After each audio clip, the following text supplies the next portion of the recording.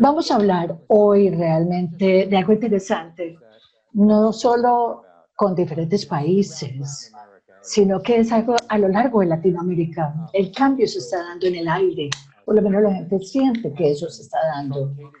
Esto se truncó por el COVID, sí, pero los dos países en los que nos vamos a centrar hoy son aquellos que realmente atrajeron la atención del mundo hace un año, hace un poco menos de un año, tanto Chile como Colombia. Ahí hubo demostraciones con un gran componente estudiantil, más en Colombia que en Chile. Más adelante veremos. Y eso hace hablar de si la siguiente generación de Latinoamérica, especialmente Colombia y Chile, quieren una política diferente, quieren pasar más allá de lo que es la polarización en la estructura política de ambos países. Sé bien que tenemos personas que no solo están en Chile y en Colombia, pero la idea es poder integrar lo que ustedes están viviendo también más adelante. Es un tema muy interesante hoy en Chile porque hay una votación del referéndum y también en Colombia ahora, porque hace parte de una discusión mucho más amplia de cómo será la política dentro de 2 años con la nueva campaña presidencial. Bueno, primero quiero darle las gracias a nuestro panelista. Tenemos a Cristóbal Bello Eloy, profesor de la Universidad Adolfo Ibáñez, columnista de Capital y locutor de Radio ADN en Santiago. Tenemos a Sandra Borda, profesora de la Universidad de los Andes en Bogotá, columnista del Tiempo y autora de un libro que se llama Parar para Avanzar, para aquellos que quieren leer el libro. Y tenemos también a Fernando Posada, cofundador de la Causa Joven, también columnista del Tiempo y videocolumnista de Noticias RCN, y una serie de webinars que une conversaciones entre la siguiente generación de Colombia y para dónde vamos. Entonces, con eso, señores panelistas, muchas gracias. Y creo que la mejor forma de comenzar es preguntándoles, cuando hablamos de la política de la siguiente generación, o sea, estamos en un punto donde se llega a los diferentes países.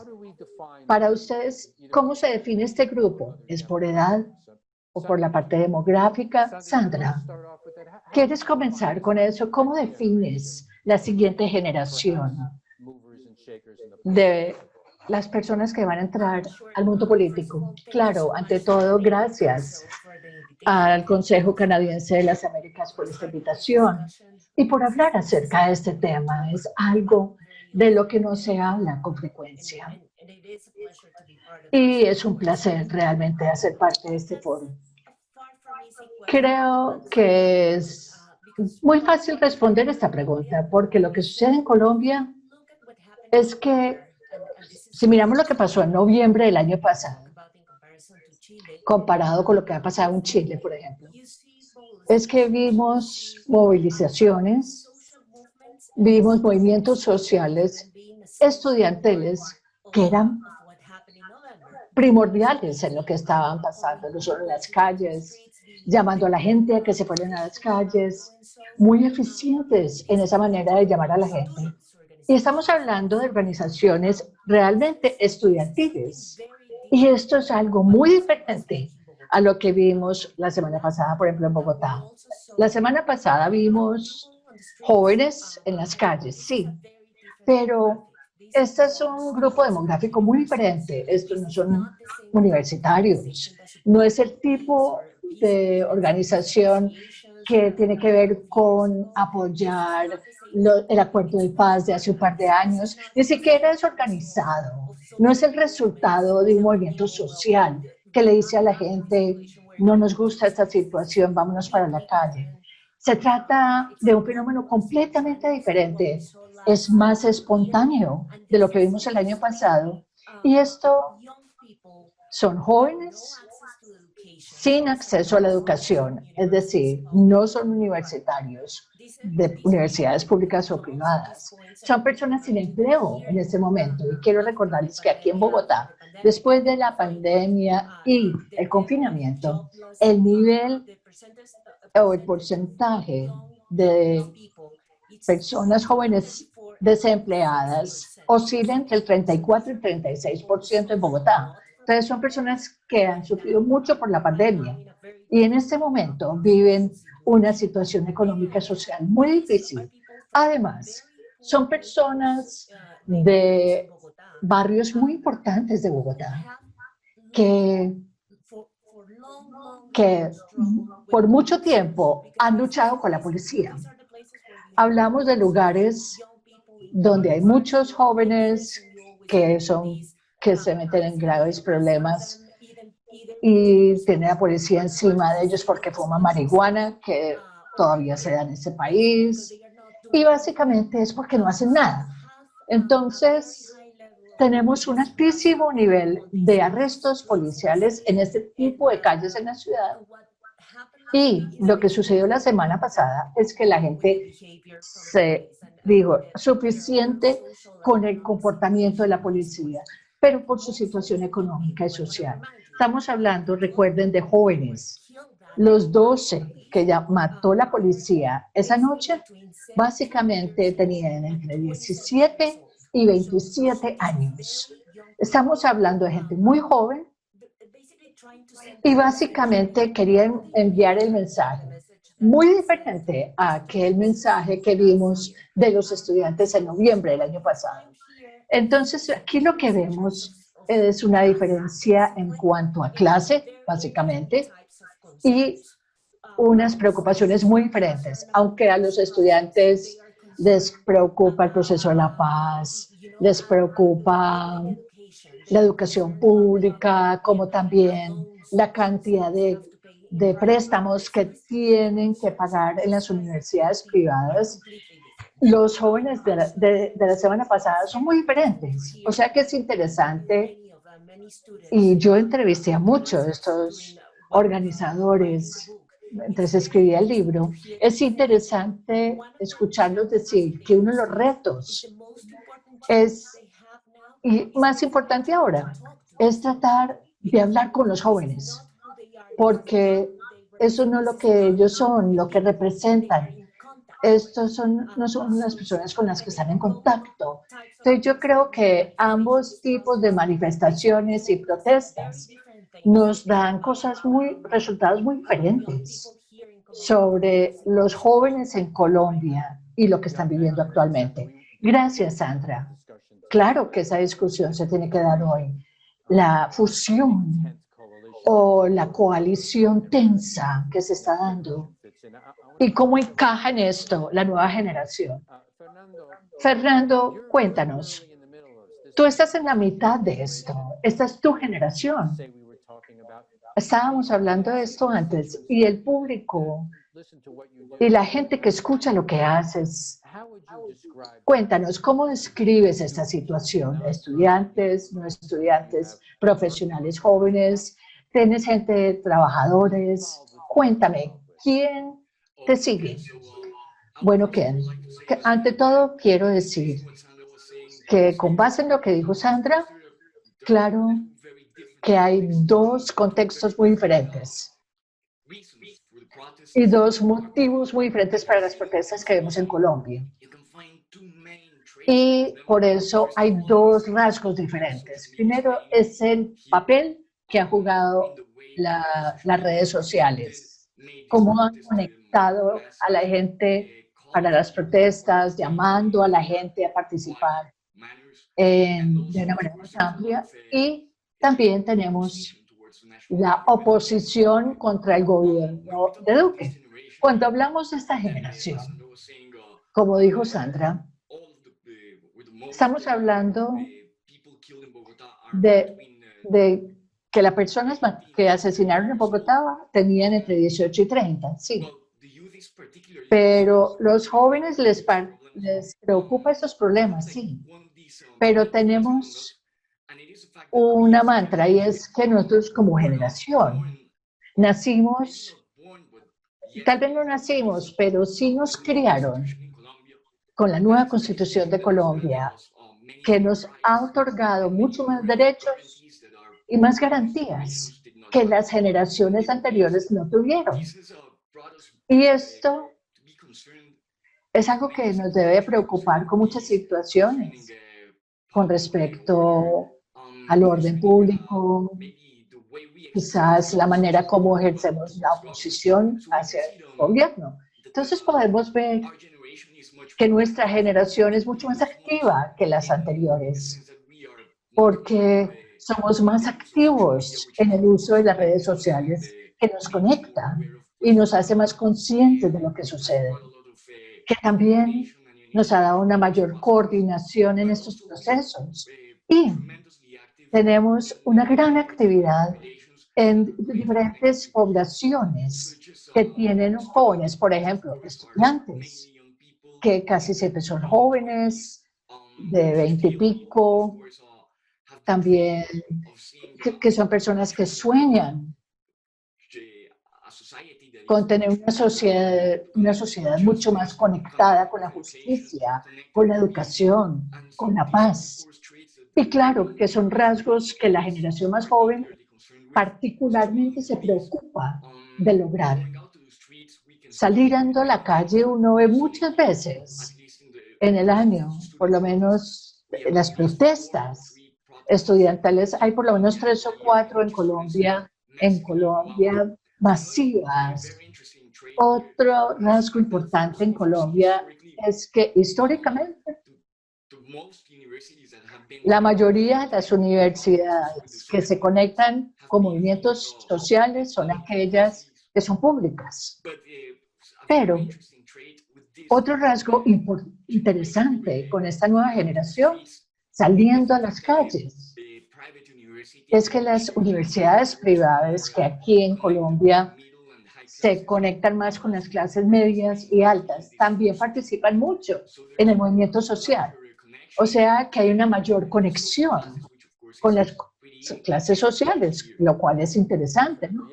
Gracias, Fernando.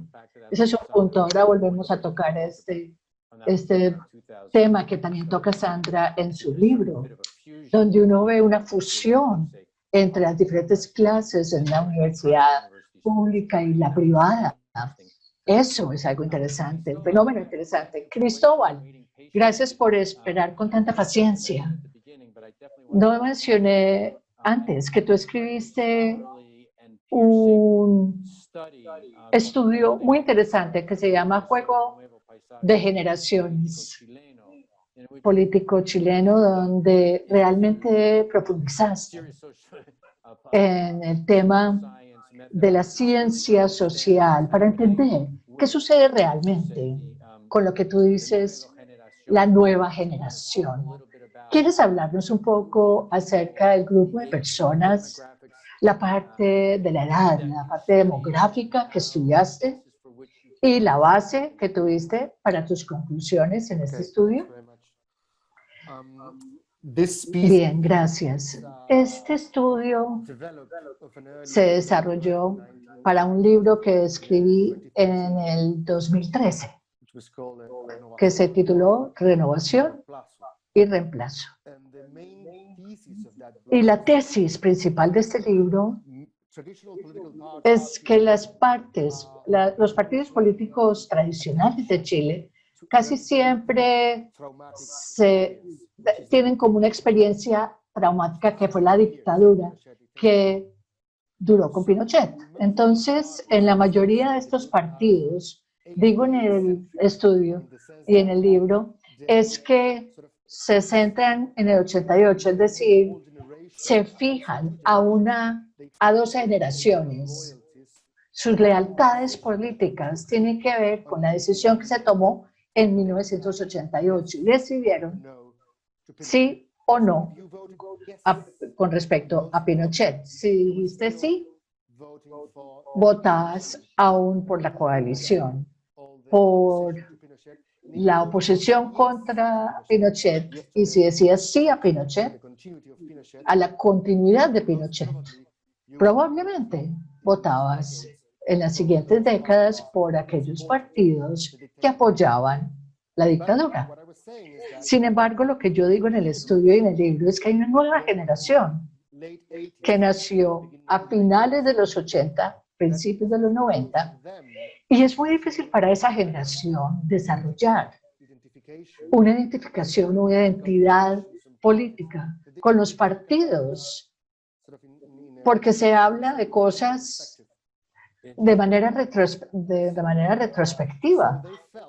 Entonces, esta generación sintió, es mi hipótesis, alienados a las discusiones políticas. Y a medida que se sentían alienados, yo vi dos maneras principales de resolver este problema. Uno, que los partidos políticos tuvieron una reforma interna para reclutar a esas nuevas generaciones, para que se volvieran líderes. Y el segundo, reemplazo. Que los hijos y las hijas de esa generación construyan sus propios partidos políticos y compitan con los papás y los abuelos, lo cual sucedió tanto a la izquierda y a la derecha. Entonces yo podría decir que el momento generacional no fue el año pasado, no fue las protestas del 2015 tampoco, sino el 2011, donde empezamos a ver enormes demostraciones estudiantiles. Y después de eso, uno podía ver como un despertar político de la nueva generación diciendo, ¿saben qué? No vamos a quedarnos aquí en fila hasta que pasen 20 años, que podamos tener un liderazgo político. No, mejor vamos a crear nuestras propias estructuras políticas. Y lo lograron un año después. Esas demostraciones estudiantiles del 2011, o sea, el 2012, empezaron a surgir nuevos partidos políticos como una marca generacional precisa. Y entonces tenemos revolución demográfica. Y para la derecha tenemos Evópolis, pero quedándose con la coalición principal. Hay una frase donde dice, revolución democrática son los hijos y las hijas de la vieja concertación, que se mueven, no solo salen de la casa de los papás, sino también de los barrios de los papás. Y los del otro derecho se van de la casa de los papás, pero se quedan en el mismo barrio. Pero la idea es competir con los papás y los abuelos. De manera que, en ese sentido, podría decirse que lo interesante del 2011, de esas protestas de ese entonces, es que en el 2017, por primera vez, ganaron un asiento en el Parlamento y tuvieron un candidato que obtuvo 20% de las votaciones. Entonces, esto fue como el debut oficial de los jóvenes. Estamos aquí para quedarnos. Y podríamos decir que no existe una modificación ideológica a lo que ellos lograron, sí. Pero mi hipótesis es que sí lo lograron. Sí tienen una diferencia ideológica de sus padres. Y no solo es que sean más jóvenes que ellos. En el caso de la izquierda, podría decir que ellos son mucho más críticos de lo que podríamos llamar la hegemonía neoliberal. Criticando a sus padres por realizar o tener gobiernos que le dieron demasiado poder a unos. En cambio, los de la derecha, claro, sí, es una generación más liberal, o sea, más social. Y eso no se dio solo el año pasado. También podemos hablar de las protestas del 2019, que creo que se pueden marcar como movimientos más populistas. Entonces, personas más son como las nuevas generaciones que retan a las anteriores, mucho más de lo que se vio en el 2011, 2012. Gracias, Cristóbal. Claro que queremos hablar de qué pasó en los años recientes, pero volvamos a lo que dijiste, que en el 2010 hubo un surgimiento de los hijos e hijas de los políticos, pero entiendo que ellos reemplazaron el viejo paradigma de si uno votaba sí o no. Ese tipo de dinámica se creó. Entonces la pregunta es, ¿crearon nuevos paradigmas? Si el modelo económico se daba, ¿eso es un nuevo paradigma que sucedió?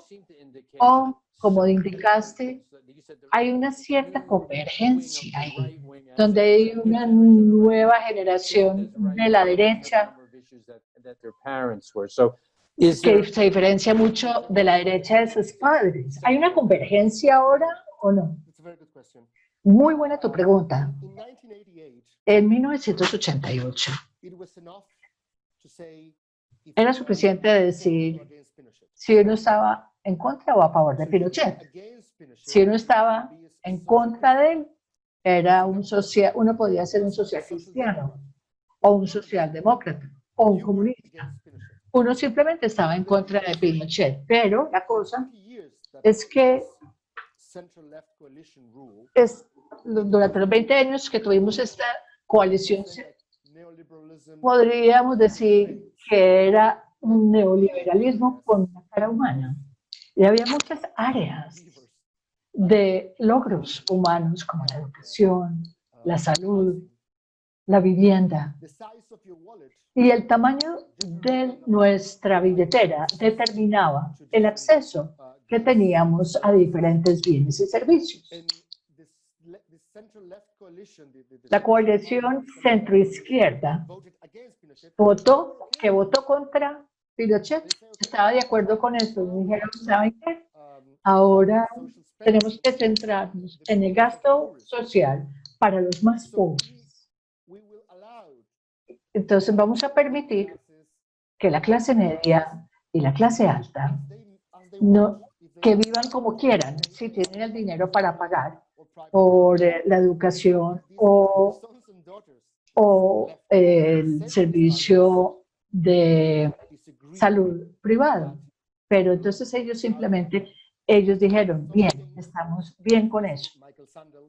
Según Michael Sandel, estaban bien con esa vida. Entonces habían áreas que se definían por el tamaño de la billetera. Entonces, si uno tenía dinero, uno debería de pagar la universidad, como Bachelet. Ella en su campaña decía, yo tengo el dinero de pagar la universidad de mi hija, pero yo digo que es injusto pedirle al Estado que le pague a ella su matrícula.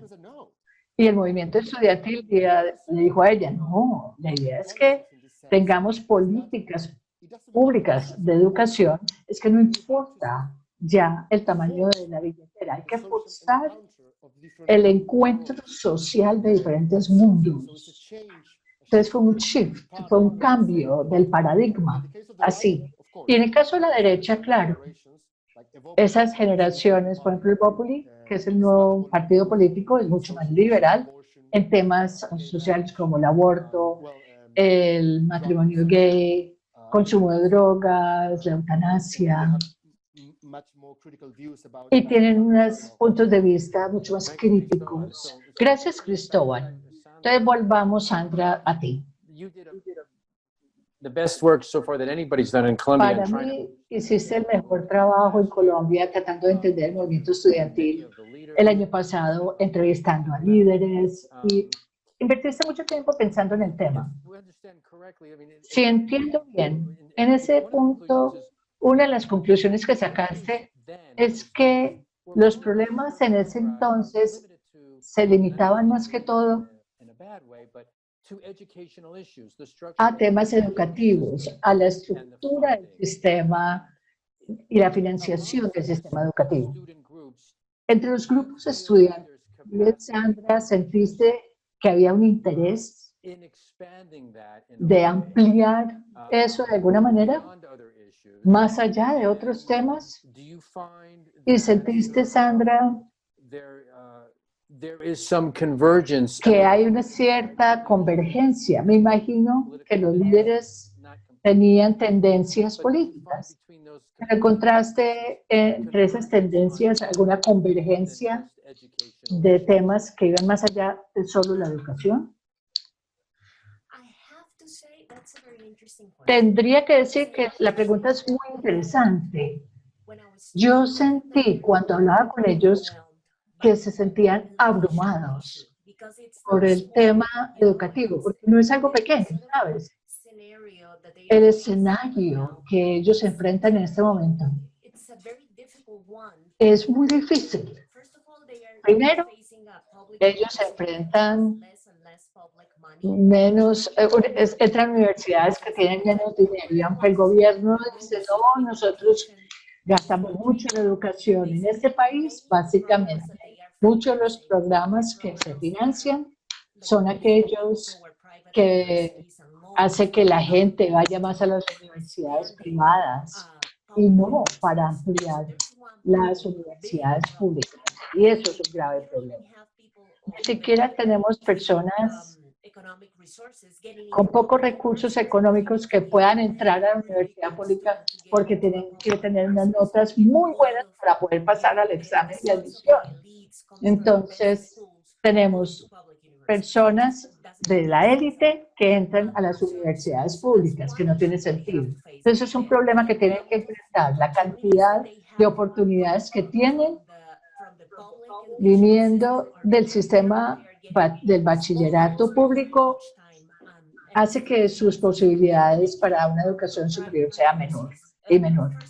Y también el problema con las universidades privadas. Esto es algo que con seguridad los que les gusta el neoliberalismo no me va a querer, pero las universidades privadas cobran lo que les da la gana. Por ejemplo, en la universidad que yo trabajé y en la que estudió Fernando, que es la mejor de Colombia, cobra por semestre más que las demás universidades de Colombia privadas y hasta más que las de Estados Unidos. Entonces, yo siempre he dicho, y lo digo en el libro, si yo tuviera que meterme a una universidad privada, a esa misma, no tendría forma. No habría forma. Entonces, la única salida es el sistema de financiamiento, que es horrible. Yo fui a la universidad con uno de estos créditos a través del ICETEX, y en ese momento era muy diferente. Las reglas del juego en ese entonces eran una institución pública que no cobraba muchos intereses para los créditos, y yo pagué muy rápido ese crédito, sin problema. Pero hoy, ICETEX, eso es muy diferente, y ahora los estudiantes reciben los créditos y tienen que gastar mucho tiempo tratando de pagarlos, y no encuentran oportunidades laborales tan fácil para poder pagarlos. Entonces, es lo que yo traté de decir, que la gente, los jóvenes se sienten abrumados, tienen que pensar en otra cosa, porque esto está llegando a un punto tal que es muy difícil que puedan diversificar un poco la agenda en este punto de la historia. Pero yo diría que hay una agenda económica para los estudiantes, sí, pero los problemas que enfrentan ahora son muy diferentes a los que enfrentaban hace varios años. Ahora bien, si miramos el cuento del movimiento estudiantil, hay instancias de estudiantes que se preocupan por otros temas públicos de Colombia. Fernando mencionó el apoyo del proceso de paz, pero esto es algo esporádico. no es frecuente y es muy específico.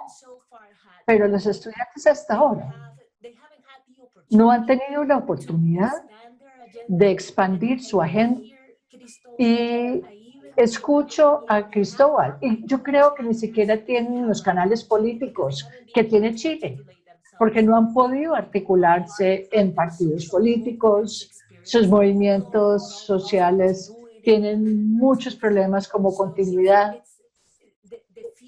Entonces, los pocos jóvenes que uno ve en la política son parte de los partidos tradicionales. Y si me preguntan, ninguno tiene una agenda juvenil para jóvenes. Tratan de insertarse en el sistema político de la mejor manera, pero no han podido articular una organización con continuidad que les permita participar políticamente.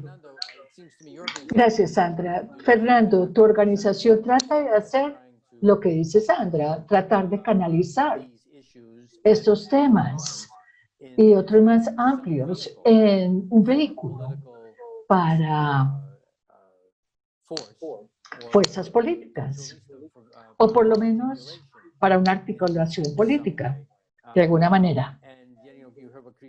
Y ya escuchaste lo que dijo Cristóbal. Las generaciones que sacan adelante partidos políticos con diferentes paradigmas.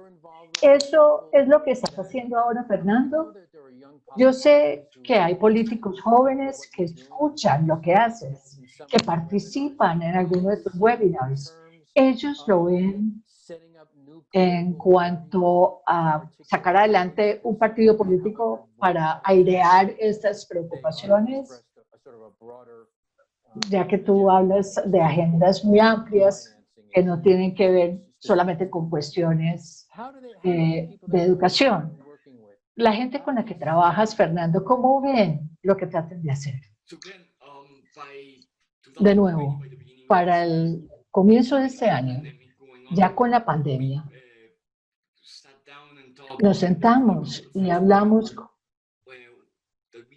con otras personas, periodistas, hicimos un debate público y creamos un espacio que se llama La Causa Joven. Y realmente, más de ser una organización política, es una manera de construir un debate político, especialmente para los jóvenes colombianos, porque hay que luchar contra una de las mayores problemas, y es la apatía que tenemos los jóvenes, porque muchos jóvenes no les interesa la política, no les interesa el tema, no tienen que pagar impuestos, no tienen que pagar por su pensión. Cuando uno envejece, ya le presta uno más atención a temas de la sociedad y uno se involucra más con el tema político. Pero como uno es joven, cuando uno es joven, esos temas realmente no son tan importantes y por eso hay tanta apatía. Entonces, lo primero que queríamos enfrentar con esta organización de jóvenes era involucrarlos en causas políticas, es empezar a escuchar a jóvenes y es ver que nosotros tenemos voz como jóvenes. Tenemos que conectarnos más al tema político. Tenemos que ser parte de la toma de decisiones de una sociedad. Y lo que encontramos mucho es que la gente quería saber más de la política, los jóvenes, pero no creían en la política tradicional. Pero ahora hay unas redes sociales y los youtubers, los instagramers, ellos están empezando a comunicarse y están dando una voz diferente que los representa mucho más que los políticos tradicionales. Entonces, tratamos de crear nuevos debates en nuestras nuevas redes sociales con la intención de tener voces que representan a los puntos de vista sociales y políticos de los jóvenes, para que los jóvenes puedan ver todo lo que hay en el escenario político. Y el reto ha sido grande, sí, pero ha sido interesante. Y lo que hemos visto es que la gente dice, bueno, la política es complicada, entonces lo que queremos es que la gente entienda. Uno puede interesarse en el tema político y no es algo difícil. No tenemos que invertir mucho tiempo para entender la política, pero mejor, vente, haz parte de nuestro grupo y te enseñamos. Es para que escuches voces por todo el país. Y eso es lo que hemos hecho. Hemos logrado ampliar nuestro público, que ha sido maravilloso, pero a la vez, realmente la lucha contra la apatía ha sido lo más difícil. Hablar con diferentes públicos también es difícil. Y hemos visto que la juventud colombiana es diferente a las generaciones anteriores, porque ya crecieron entendiendo cosas que la generación previa les parece difícil debatir y entender. Por ejemplo, las políticas de antidrogas para la generación joven, hay una aceptación de que se necesita una transformación para la política de drogas en Colombia. Quizás con la libertad religiosa, sexual, con el proceso de paz. Son grandes debates que se dan en Colombia y podemos visto que en la juventud colombiana hay una aceptación mayor de estos puntos que aún dividen a la sociedad entre los mayores, porque ellos no los criaron igual con las transformaciones que vemos hoy. Entonces, claro, vemos que el debate político y la realidad es muy diferente para los jóvenes hoy.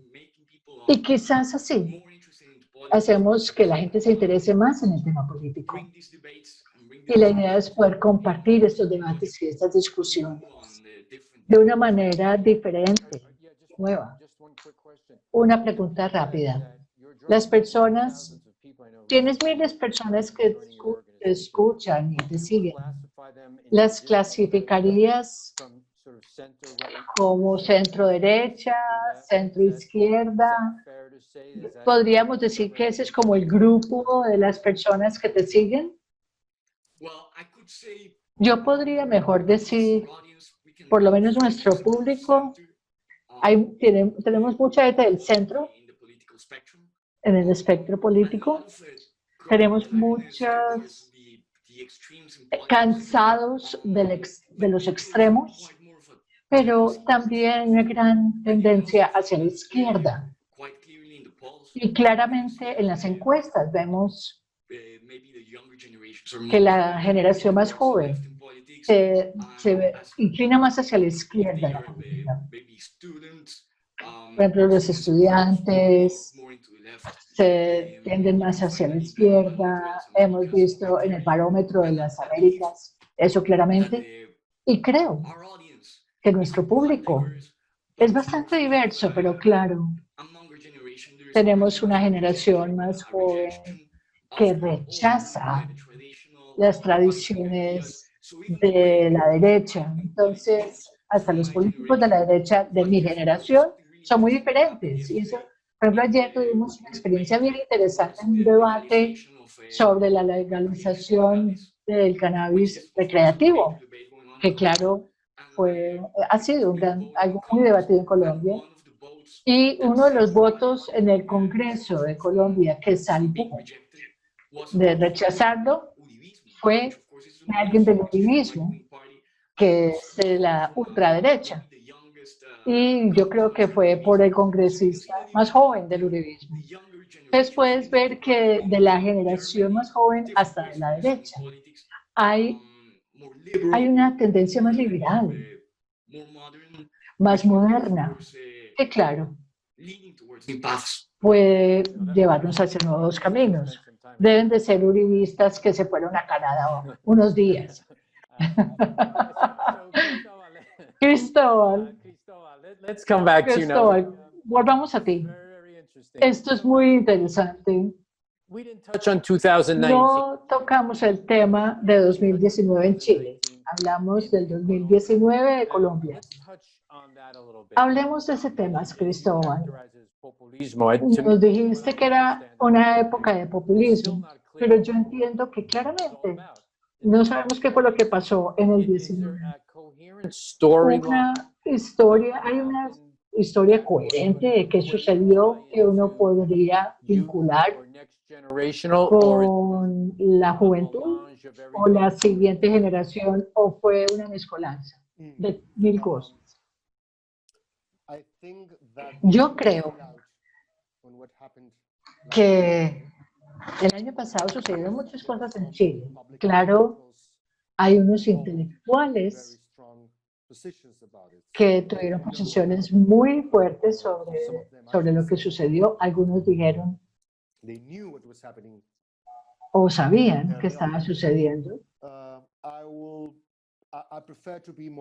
Yo prefiero ser más cauto con la respuesta.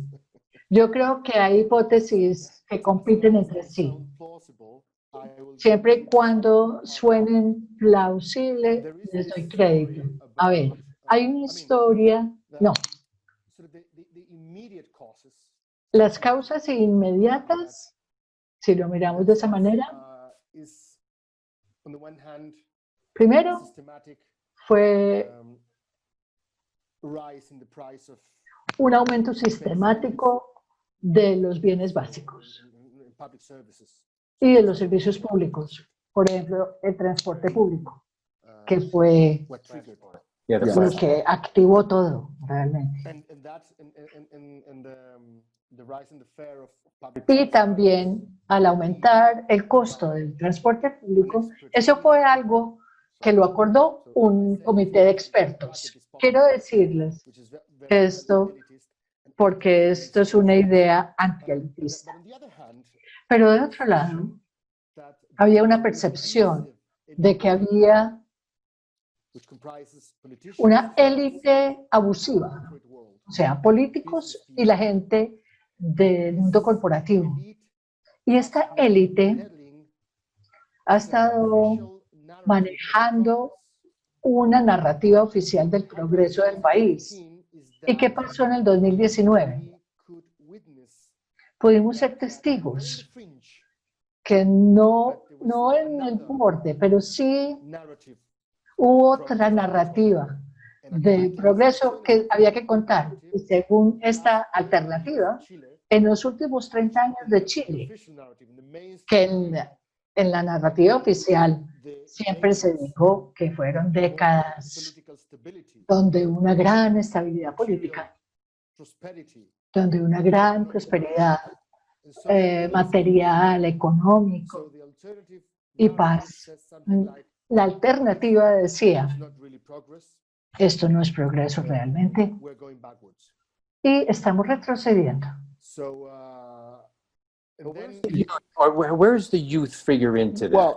¿Cómo encaja la juventud aquí? A ver, la cosa es que para los boomers y la generación X son los viejos milenios, pero ya no lo son. Hay una división ahí entre los milenios y los que le siguen. Yo diría que los milenios que crearon las estructuras políticas, como dijo Sandra, a ver, hasta cierto punto,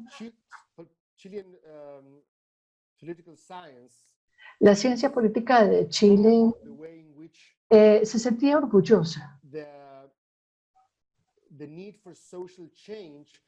de que había una necesidad de cambio social y que la institucionalidad se encargaba de todo. Entonces, si tenía algo que decir, uno creaba un partido político y sacaba las cosas adelante. Sin embargo, yo diría que aún aquellos milenios que crearon los partidos políticos en 2011, 12, 13, ellos también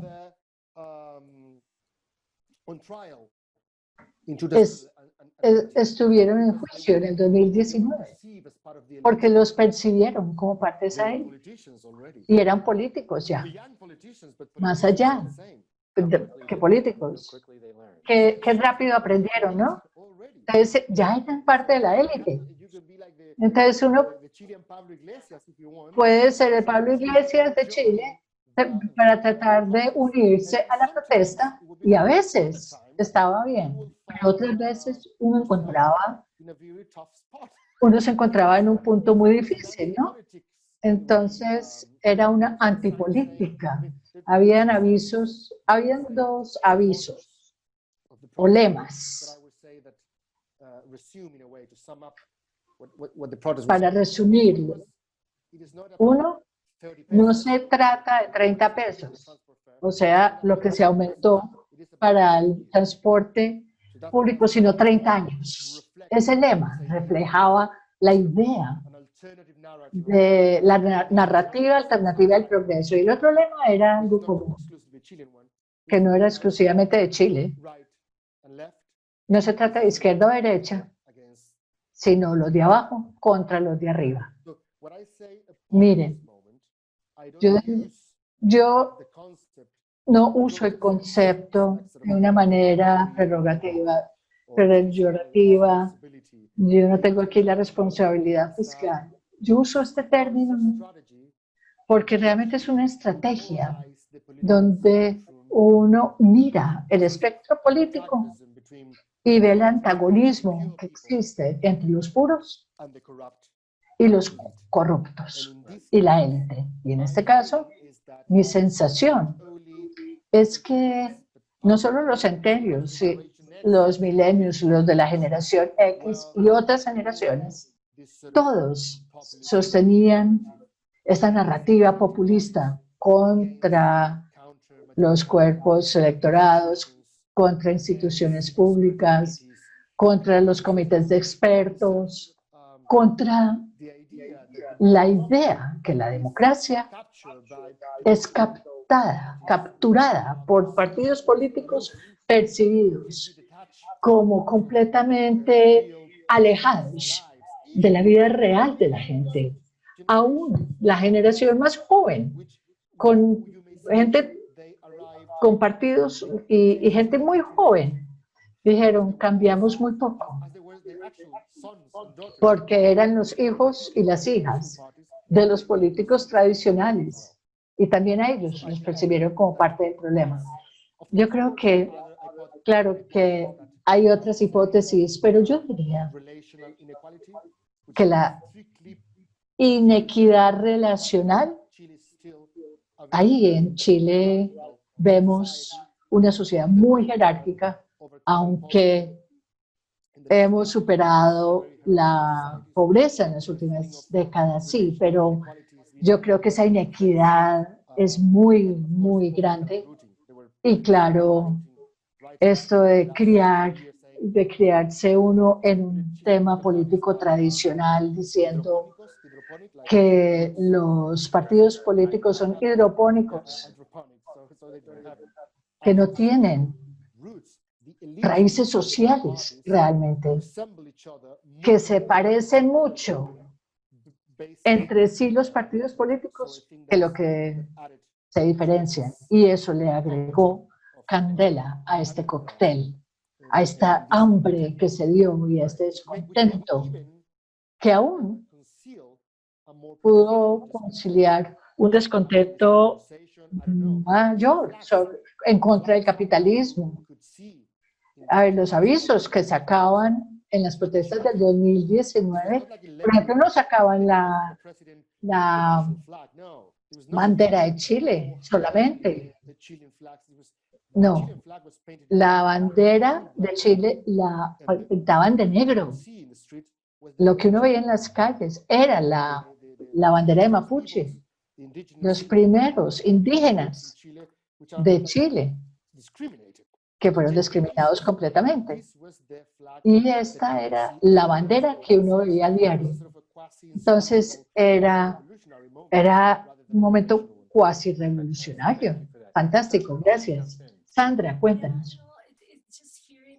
Solo escuchando a Cristóbal me hace pensar que cuando yo entrevisté a los estudiantes, yo vi que habían dos organizaciones principales de estudiantes y la confrontación que había entre estas dos organizaciones tiene que ver con lo que dijo Cristóbal. Uno es la organización estudiantil, donde eligen en las universidades a los representantes que van a la organización y se encargan de toda la toma de decisiones. Pero la otra organización estudiantil, que también es muy poderosa, básicamente no cree en la democracia y en la representación.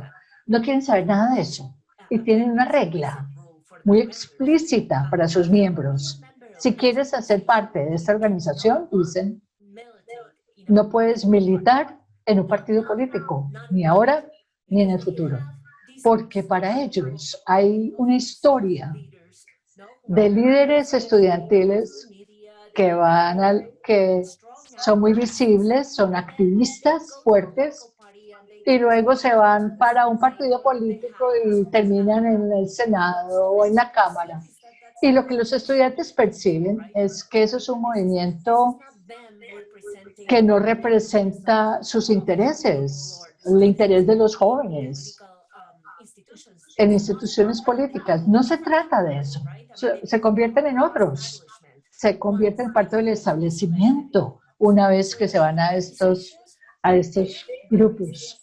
Todos son muy escépticos de lo que representan de las instituciones. Y esta es una discusión muy importante porque comienzan a pensar que la única manera de participar es con la democracia directa, a través de asambleas, a través de mecanismos muy diferentes a los que nosotros conocemos siempre. Entonces, ver a estos estudiantes que trabajan con asambleas, tomando decisiones por consenso, no por mayoría, que tratan de no tener líderes fuertes que luego se convierten en políticos tradicionales, sino tratando de crear mecanismos que trabajan de manera más eficiente colectiva.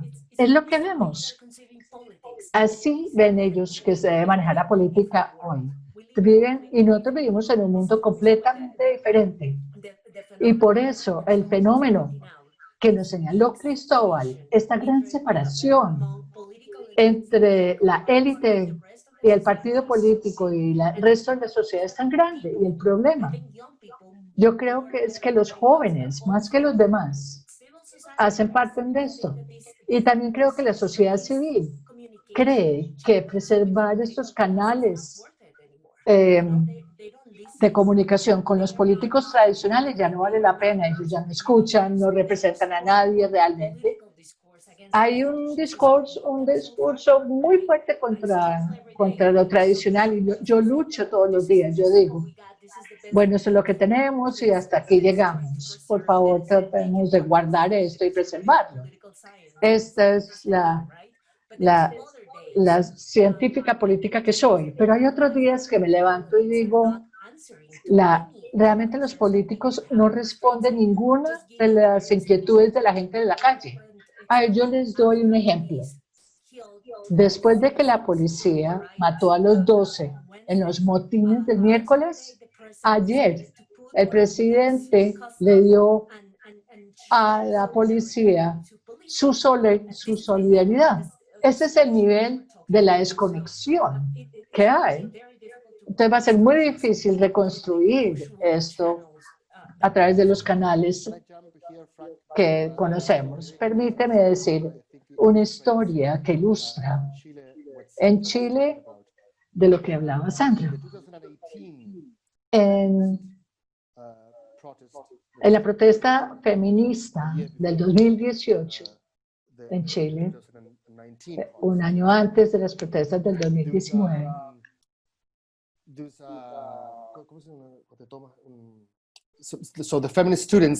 los estudiantes feministas se tomaron el edificio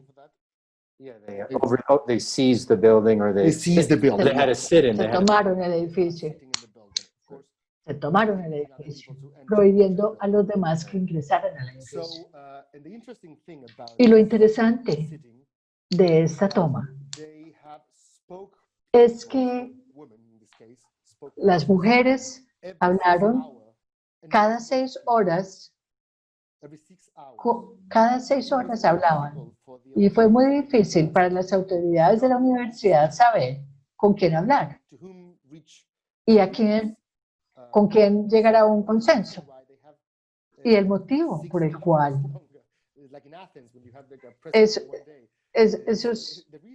el motivo por el cual tenían ese sistema es que no querían que los líderes fueran secuestrados y se convirtieran como aquellos del 2011, del 2012, que ahora son miembros del Parlamento. Entonces ellos querían evitar eso. Entonces, para evitar la concentración del poder, se organizaron de manera que el líder se cambiaba cada 6 horas o menos, o el vocero cambiaba cada 6 horas. Y otra cosa importante, Sandra tocó algo interesante, es que estamos enfrentando en Latinoamérica y en el mundo realmente, no solo se trata de la nueva generación, una crisis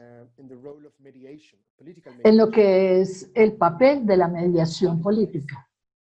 Estamos hablando del papel del Congreso, cada institución que debe de mediar o intermediar entre lo que la gente quiere, está tan difuso. Y la toma de decisiones, las deliberaciones. Los científicos políticos saben que los partidos son fundamentales para una democracia, sí, pero hoy hay un reto. Se reta la idea de la mediación misma, que yo también creo que es un rasgo de la política, donde uno quiere realmente ayudarle a la gente. Y tan raro como puede sonar, pero solo es la idea, por ejemplo, el populismo, el que realmente cree que lo que la gente quiere, cree que le da a la gente lo que la gente quiere. Pero quiero decirles que la nueva generación de Chile es más democrática que las generaciones anteriores. La nueva generación de Chile, yo diría que alguna, está tan enamorada de la idea de la justicia que si piensa uno de otra manera, uno definitivamente o es un xenofónico, homofóbico, te dicen el nombre o el insulto normal que daban hace 20 años, pero ahora no haces parte de una conversación civilizada para ellos porque ellos hablan entre sí. Y cuando salen de las redes sociales al mundo real se dan cuenta, ¿ve? Yo creo que la gente es más bárbara. Lo que describiste, Cristóbal, no suena tan diferente a los pecados de sus padres, ¿no? Claro que estamos hablando de otras conferencias, pero hay luchas entre los Trotsky, los papás, y entre Espartaco y los demás.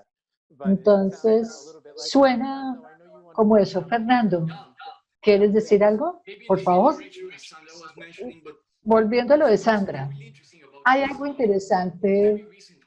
Hace poco en Colombia, y es que la gente se siente decepcionada del Congreso, del presidente, realmente hay una gran paradoja de todo esto. Entonces, tenemos una juventud que exige más del Estado colombiano, pero que cree menos en las instituciones. Entonces, eso nos hace ver Bueno, nos vamos a preguntar, ¿cómo lo vamos a lograr? Si los canales de negociación se reducen tanto, porque hay una carencia de credibilidad hacia el Estado. Yo recuerdo un caso icónico que se dio aquí en Colombia, que se relaciona acerca de las generaciones de líderes que se vuelven parte del establecimiento aquí en Colombia. En el 2014 tuvimos un gran movimiento de jóvenes contra los políticos tradicionales que se llamaba el Partido del Tomate. Y ese partido literalmente hablaba de tirarle tomates a los políticos tradicionales. Y uno de los líderes nacionales se metió en el Congreso con este lema. Y hoy es el alcalde de Medellín y hoy no tiene nada que ver con el establecimiento. Entonces podemos ver que, claro que tiene razón. Sí, claro, muchos de los políticos partidos es como la versión paisa del tomate. Entonces uno ve este tipo de cosas. Entonces uno ve a la gente desilusionada con la política, sí, pero esta gente busca nuevas formas de participar en la política que no tenga nada que ver con los partidos políticos. Y claro, esto va a conllevar a preguntarnos algo muy interesante, y quiero que todos lo pensemos. La gente exige más del Estado, en educación, en la paz, en la justicia, en programas sociales, pero a la vez sienten una desilusión hacia las instituciones. No creen en las instituciones, no creen en los canales de negociación. Entonces, los rasgos de estos jóvenes que salen a protestar es que se preocupan por la estructura del Estado, no creen en el Estado, no quieren negociar con el Estado. Entonces, hay un desencantamiento hacia el Estado colombiano, pero también exigen más de él. Entonces, es muy difícil tratar de llegar a una negociación o a llegar a puntos comunes como resultado de una negociación. Fernando, es interesante lo que dices, porque parte de tu proyecto es tratar de unir a esta masa de centro izquierda y centro derecha y convertir esto en una fuerza política que quizás canalice todo a través de un partido para prepararse dentro de 2 años para la nueva campaña presidencial. Estamos hablando de los extremos. Entonces, me parece que el reto que has descrito es aquel que tú personalmente estás tratando de enfrentar para ayudar a los demás. ¿Es así? Claro. Nosotros tratamos es hacer que la gente entienda que es muy fácil generalizar y decir que el Congreso es horrible y mucha gente que hace parte de esas instituciones han sido elegidas en formas que quizás tengan que ver con cuestiones de corrupción. Pero también hay que entender que la gente del Congreso, yo he encontrado, por ejemplo, 5 o 6 jóvenes en el Congreso que deben de ser conscientes del hecho que no hay otra manera para mí de tomar decisiones en contra de las instituciones que realmente puedan tomar las decisiones. Es una cosa que es muy necesaria ahora, es que la gente debe entender que debe de hablar con las instituciones, crean en ellas o no, y que hay que encontrar que algunos de esos congresistas, pocos, pero hay gente ahí que hace cosas interesantes en el Consejo también. Y hay que entender que si nuestro propósito es en una incidencia en el proceso de la toma de decisiones, ese es el canal y esas son las puertas que hay que tocar. De lo contrario, vamos a tener un movimiento social que no va a terminar con nada, no va a llegar a ningún tratado. realmente en todo el país. Gracias, Fernando. Bueno, señores, ya hemos abusado de su tiempo, pero permítanme para que escuchemos ya las palabras finales de Sandra y Cristóbal. Si quieren, Cristóbal, ¿quieres terminar esta conversación con algo más? Mi conclusión, más que una conclusión, quisiera terminar con una pregunta. Aunque soy un teórico político, me interesan las teorías sobre los sistemas de los partidos políticos y cómo se forman. Generalmente decimos que hay unas divisiones tradicionales en los partidos por clases o religión. Pero en Chile parece que el sí o no de Pinochet, de la democracia versus lo autoritario, persistió durante décadas. 3 décadas, para ser más exacto. Hasta que una nueva generación retó esto. No porque fueran indiferentes a eso. Casi todos. Hubo una encuesta hace pocos años donde 78% de los jóvenes le dijeron no a Pinochet. Entonces no eran indiferentes a la cuestión de que se opusieran a sus padres. Públicamente respondieron eso. Pero luego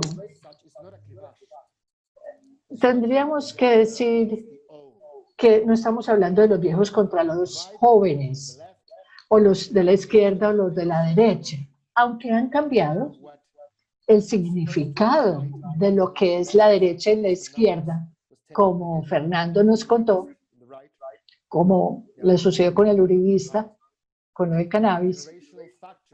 El factor generacional no es suficiente para crear una nueva orden, un nuevo sistema político. Entonces yo no estoy seguro si este populismo, donde tenemos a la gente o la masa contra la élite, va a ser suficiente.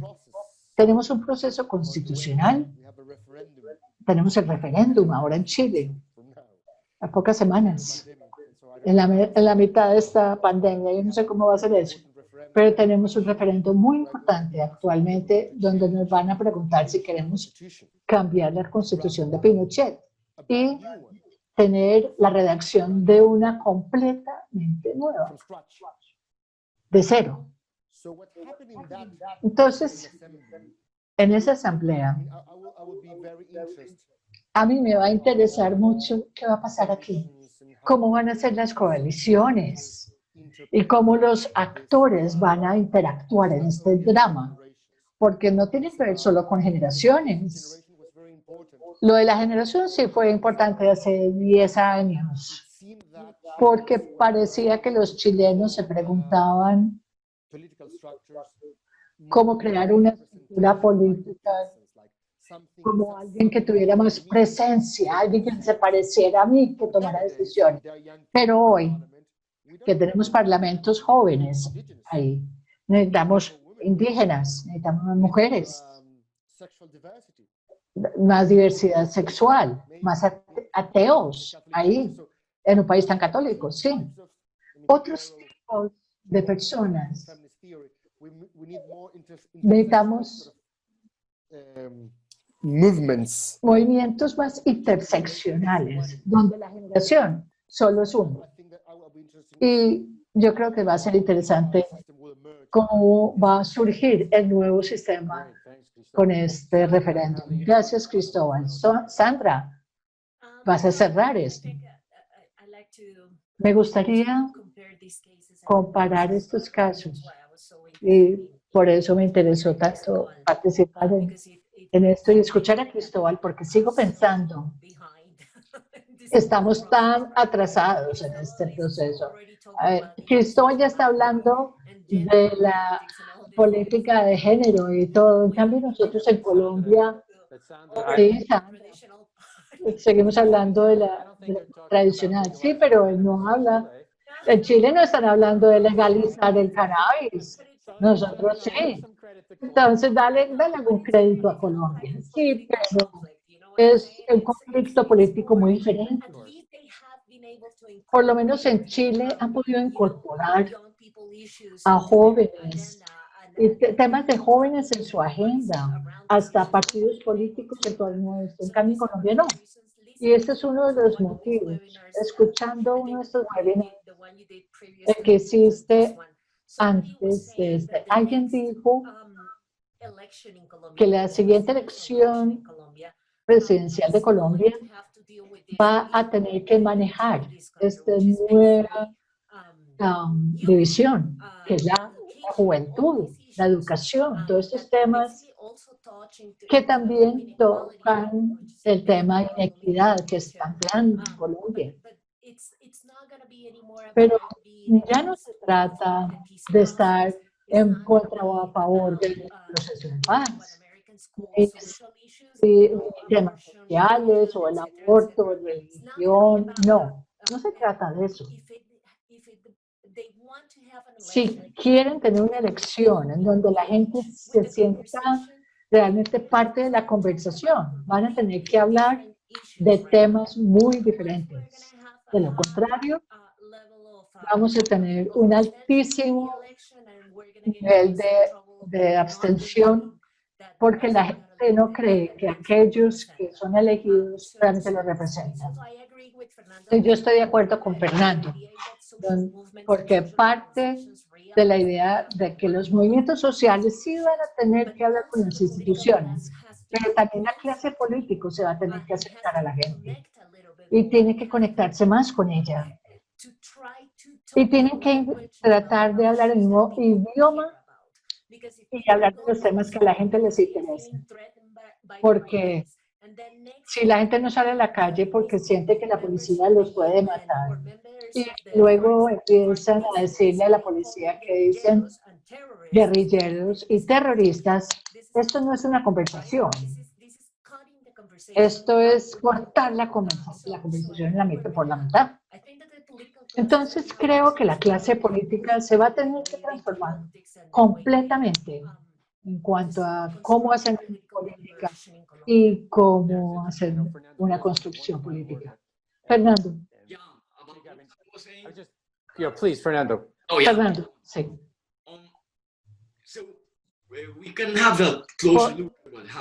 Podemos ver qué pasó en las elecciones anteriores, que muestran la transformación que se está dando en Colombia. Para el 2010 teníamos una elección famosa e icónica, donde los jóvenes sacaron la ola verde. Y la ola verde fue un gran icono que alcanzó la segunda vuelta con Antanas Mocos. Y luego llegaron a 3.5 millones de votos. Para el 2018, Petro, que estaba cerca a los movimientos estudiantiles y sociales, tuvo 8 millones de votos. Entonces, histórico, esto duplica, más que duplica, lo que sucedió en el 2010 de la ola verde. Entonces, sí, vemos que las elecciones muestran que hay grandes formaciones que se dan, donde la juventud y los movimientos juveniles están teniendo un peso grande y la clase política se siente atemorizada ante eso y no pueden hacer nada para detener a los jóvenes. Y claro, este es el resultado directo de una carencia de transparencia, de conexiones y ese cansancio que tiene la gente. Y claro, la gente está cansada de los políticos tradicionales. Y para mí, lo grande es que Petro pudo alcanzar a obtener 8 millones de votos en la segunda ronda de las elecciones de Colombia, lo cual fue enorme para la izquierda.